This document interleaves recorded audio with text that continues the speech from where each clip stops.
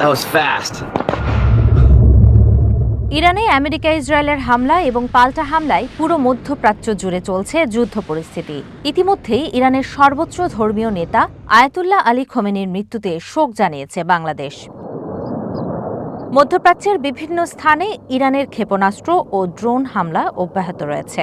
এই হামলায় আরব আমিরাতে সিলেট প্রবাসী সালেহ আহমেদ, বাহরাইনে সন্দ্বীপ প্রবাসী মোহাম্মদ তারেক নিহত হয়েছেন। বাহরাইন ও কুয়েতে এখন পর্যন্ত আহত হয়েছেন 7 জন। বিভিন্ন দেশের সাথে বিমান চলাচল বন্ধ থাকায় বাংলাদেশে আটকে পড়েছেন অনেকেই।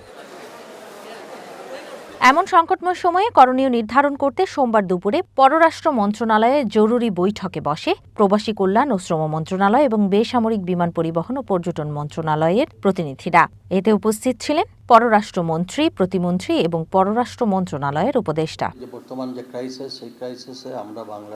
পরে সাংবাদিকদের প্রশ্নের জবাবে প্রবাসী কল্যাণ মন্ত্রী জানান, ভিসা সংক্রান্ত জটিলতা দূর করতে সেল গঠন করা হয়েছে। ফ্লাইট বন্ধ হওয়ায় আটকে পড়াদের সব ধরনের সহযোগিতা করবে সরকার।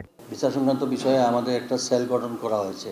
তথ্য ইনফরমেশন পাওয়ার পরপর যাদের ভিসার মেয়াদ শেষ হয়ে যাচ্ছে বা 1 দিন বা 2 দিন ছিল আছে, পরবর্তীতে তাদের এই ব্যবস্থা নেওয়ার জন্য আমাদের পক্ষ থেকে সব ধরনের সংশ্লিষ্ট এমবাসির সঙ্গে যোগাযোগ করে প্রয়োজনীয় ব্যবস্থা নেওয়া হবে। আশা করি এটা আমরা ওভারকাম করতে পারব। আর পররাষ্ট্র প্রতিমন্ত্রী জানান, পরিস্থিতি স্বাভাবিক হলে নিহতদের মরদেহ দেশে আনতে সহযোগিতা করবে সরকার। দুর্ভাগ্যবশত আমরা 2 জন নাগরিককে হারিয়েছি, একজন ইউএইতে, একজন বাহরাইনে, এবং তাদের পরিবারের সাথে ইতিমধ্যে আমাদের মন্ত্রণালয়কে যোগাযোগ করা হয়েছে। পরিবারের সাথে আমরা কথা বলেছি এবং যখনই স্বাভাবিক হবে সিচুয়েশন, তারা যাতে পরিবার যেন তাদের ডেড বডি যাতে মরদেহ যাতে স্বাভাবিকভাবে আসতে পারে দেশে, সেটার সব রকম ব্যবস্থা আমরা করছি। এই মুহূর্তে সরকার বিদেশে অবস্থানরত বাংলাদেশি নাগরিকদের নিরাপত্তার উপর সর্বোচ্চ গুরুত্ব দিচ্ছে বলে জানিয়েছেন প্রধানমন্ত্রীর পররাষ্ট্র বিষয়ক উপদেষ্টা হুমায়ুন কবির। বাংলাদেশি সিটিজেন যারা আছেন, যাদের কর্মসংস্থান মিডল ইস্টে আছে, বিভিন্ন জায়গায় যারা স্ট্যান্ডার্ড আছেন, দে আর আওয়ার টপ মোস্ট প্রায়োরিটি। আমরা হচ্ছি বাংলাদেশের মানুষের 2/3 ভোটে নির্বাচিত সরকার। তো বাংলাদেশিজ আর first concern and topmost priority for us.